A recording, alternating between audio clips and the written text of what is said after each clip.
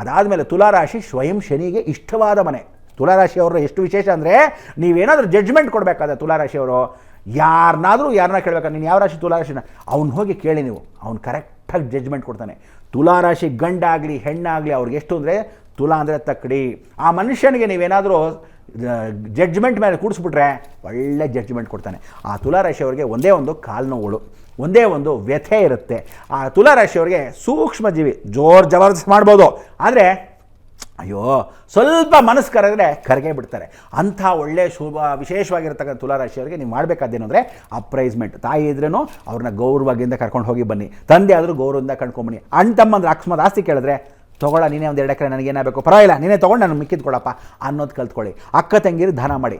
ವೃಶ್ಚಿಕ ರಾಶಿಯವರು ದಯವಿಟ್ಟು ದಾನ ಧರ್ಮ ಶುರು ಮಾಡಿ. ವೃಶ್ಚಿಕ ರಾಶಿಯಲ್ಲಿ ಭಾಳ ಮಿನಿಸ್ಟರ್ಗಳಿದ್ದೀರಾ, ಭಾಳ ದೊಡ್ಡ ಚೀಫ್ ಮಿನಿಸ್ಟರ್ಗಳಿದ್ದೀರಾ, ವೃಶ್ಚಿಕ ರಾಶಿಯಲ್ಲಿ ಭಾಳ ದೊಡ್ಡ ಸೆಂಟ್ರಲ್ MP ಗಳಿದ್ದೀರಾ. ಆದರೆ ಏನೂ ತಮಾಷೆ ಅಂದರೆ ಮಿಥುನ್ ರಾಶಿಗೂ ವೃಶ್ಚಿಕ ರಾಶಿಗೆ ಈ ವರ್ಷ ಕೋರ್ಟಿಂದ ನೀವು ಹುಷಾರಾಗಿರಲೇಬೇಕು ಅಂತಲ್ಲ. ನೀವೆಷ್ಟೇ ತಪ್ಪಿಸ್ಕೊಂಡ್ರು, ಯಾರ್ಯಾರು ಎಲ್ಲೆಲ್ಲಿ ಮಿಥುನ್ ರಾಶಿ ಜ್ಞಾಪಕ ಇಟ್ಕೊಳ್ಳಿ, ಯಾರ್ಯಾರು ಎಲ್ಲೆಲ್ಲಿ ಕೀಪ್ ಇಟ್ಕೊಂಡಿದ್ದೀರಾ, ಒಂದು ಹೆಂಡ್ತಿನ ಅಲ್ಲದೆ ಇಟ್ಕೊಂಡಿರೋ ಹೆಂಡ್ತಿರು ಬೀದಿಗೆ ಬರೋದು ಗ್ಯಾರಂಟಿ. ಅವ್ನು ಫಿಲ್ಮ್ ಸ್ಟಾರ್ ಆಗಲಿ, ಅಕಸ್ಮಾತ್ ಮಿನಿಸ್ಟರ್ ಆಗಲಿ, MLA ಆಗಲಿ, ಕದ್ದು ಮುಚ್ಚಿ ಇಟ್ಕೊಂಡಿರೋಲ್ಲ ಬಯಲಿಗೆ ಬರ್ತಾರೆ. ಯಾಕೋ ದೆರ್ದವನೇ ಅಂತ ಹೆಂಡ್ತಿ ಪಾರ್ಕೆ ತಗೊಂಡ್ಬರ್ತಾಳೆ.